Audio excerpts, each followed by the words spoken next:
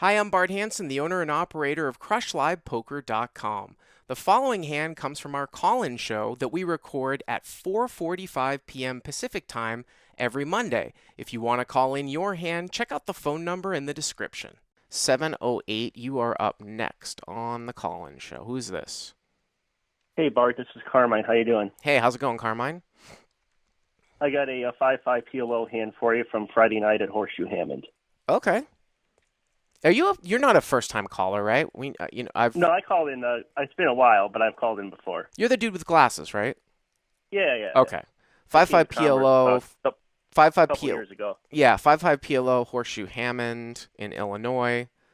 Okay. Indiana, but Oh, close enough. Indiana, sorry. Same Yeah. difference. Yeah. Go ahead. Let's see. I'm in the cutoff with 8 of clubs, 8 of spades, 10 of spades, Jack of clubs. So 8, Jack 10, and you are double suited. Yeah, clubs and spades. Okay. And there's about maybe 2 or 3 limps. I don't exactly remember, but I raised to 40 over the several limps, hoping to kind of buy the button here. Okay. And I get 6 callers, including the guy on the button. So actually 6 players in the hand total. Conference So locked.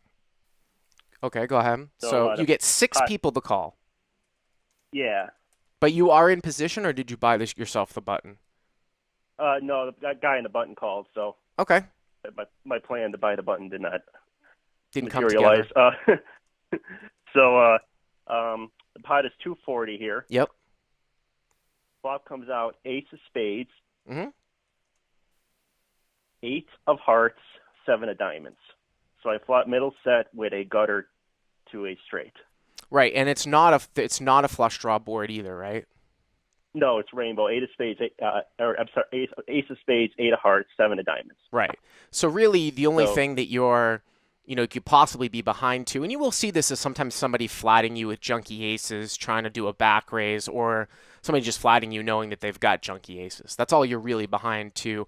You also yeah, have a backup with your gutter to a 10, and you also have spades, which would basically make it impossible, I think, to fold the flop like against one person, especially if a guy might just go with like a nuclear wrap type of hand. You know what I mean? You've got that yeah. backup. So Oh yeah, it what are the gets checked to stacks? me. What are the stack Well, sizes? I have 2100, but the 2 villains in his hand, I got them both covered, and that'll come into play here in a minute. So do you know what the effective stack sizes are? Yeah. See here, the guy on the button, Mm-hmm.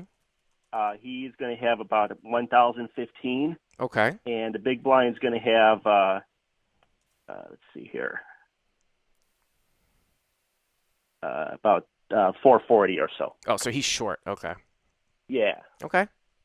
So we don't think that So the guy. I those mean, are those are the 2 people. I think that's also very interesting that you bring that up, Carmen, because I would never expect the big blind ever to show up here with aces.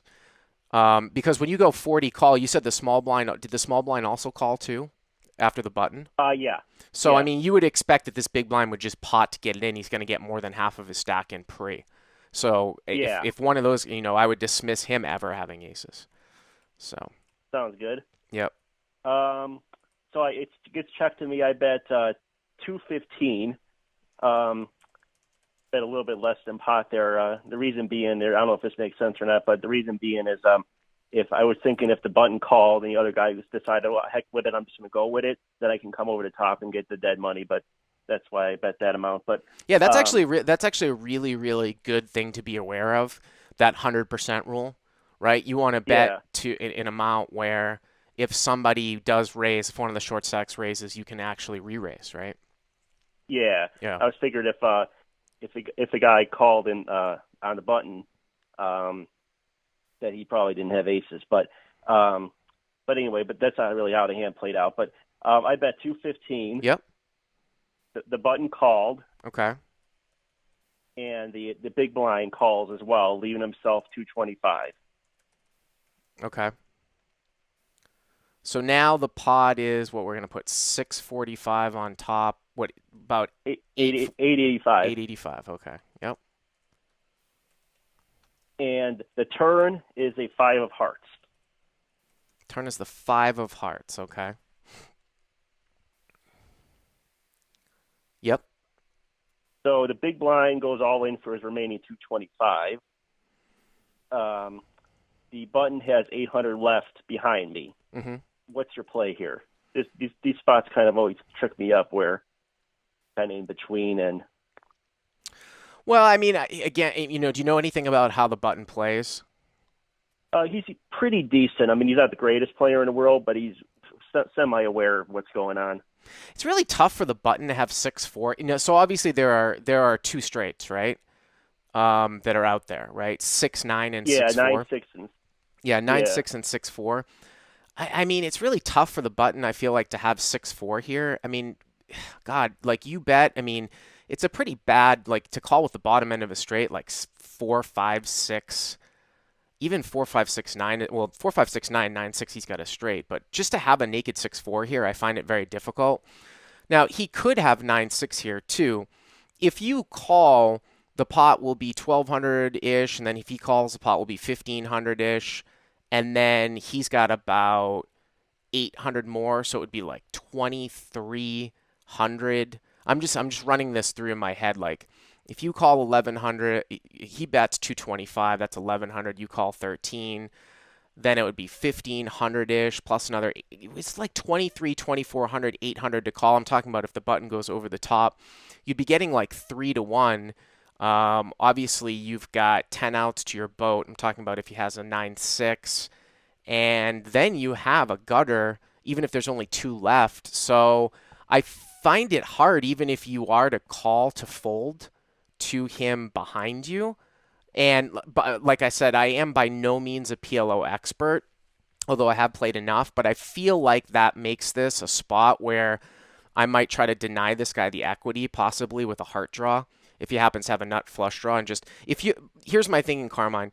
If I'm going to have to call the buttons all in because I'm going to get priced in, why not just raise and not give him a free shot at like what would be like 6-1 in equity rolling off to the river? yeah, that makes a lot of sense. I think that's where I messed up here because I decided to call the 225. Okay. So and then the button decides, okay, he says I'm all in. But right, So you're going to be then it's priced back. in, right? I mean, Yeah, if so I did, I'm priced in, yeah, even though I wasn't really counting on my gut shot that much because I figured at least one person at 9-6, that's right, one out, and the heart is another out that's probably may or may not be good. So, right. but I mean, I counted a 9 as 2 outs. I mean, it could be as little as 1 out, but usually you're going to have 10 pure outs here.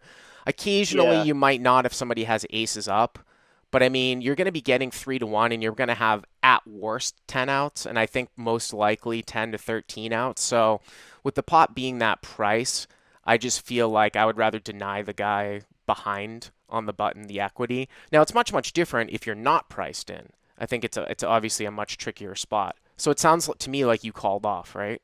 yeah, I called off, Mm-hmm. and my question here is the guy on the button did end up having aces, and I know you always talk about how if you're against a made hand and a draw, and Mm-hmm. you're kind of drawing dead, which is kind of the situation that I got myself into. I was wondering if this kind of fits that, or if based on the fact he didn't three bet pre-flop, he didn't raise me on the flop, I really didn't put aces in his range. I don't think that that's bad that you didn't put aces on his range. Someone is asking me in the chat, JKL909, wouldn't you don't think the button would have aces? No, actually, in the beginning of the hand, I said I don't think the big blind has aces because of I think the big blind would just get it in, right? That being that short because Yeah, Hero opened from the cutoff, button and small blind called. Big blind can shovel that money in, right? With getting more than half of his stack in, if not more, with aces. The button could have aces, but it tends to be a situation where all the things really have to go right for the button to show up there with aces. He has to flat you pre and also on flat the you flop. on the flop too. So, like I said, I'm by no means a PLO expert, but that's how I would think about the hand. And I just think that, when you look at the three combos of possible aces out there, how often is that specific situation going to happen? Maybe Yeah, half a combo, maybe 20%, something like that. I still think it probably is close, even if you throw that in there. yeah, You know what I mean? Did you Yeah, ever sounds did you makes ever get to see what the big blind had? big blind had a straight, and the big blind had a 6-4, Hmm. and 6-4. I forgot his other two cards, but he had straight, and the button had aces, Yeah. and a river bricked out, and I lost the side pot and the main pot. So Yeah, and again, some people in the chat are saying I would never think the button has aces. You'd be surprised how often guys will flat with bad ace. Did he have bad aces, by the way? Do you remember? yeah, it was really crap. It was really Yeah. shitty aces. It was ace 9-3 or maybe 10-3 or something like that. Right, So so he's got the worst aces. You would be surprised how often I see people flat, even in position next to act, with bad aces, because what they'll try to do is try to play some sort of back raise. This is specifically in live PLO. Now I've played like 700-800 hours. So I would actually expect, I don't never expect the button to have aces given the action, but he's going to have aces exponentially more than the big blind's going to have aces. That's my point. So, yeah, yeah. sounds good. All right, Carmine, thanks for the call. All right, all Appreciate right. it. Thank you, Bart.